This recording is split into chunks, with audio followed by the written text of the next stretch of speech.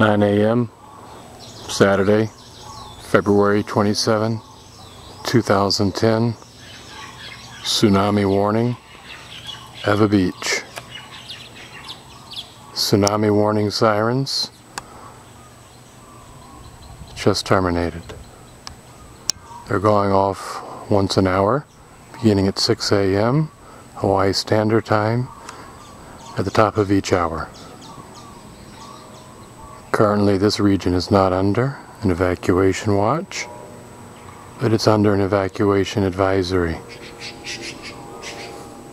While we are not in the floodplain, areas within about a quarter mile of here are in the areas considered to be in the floodplain from a tsunami. The ocean is essentially this way, and we'll get on the bike and get some other pieces of coverage.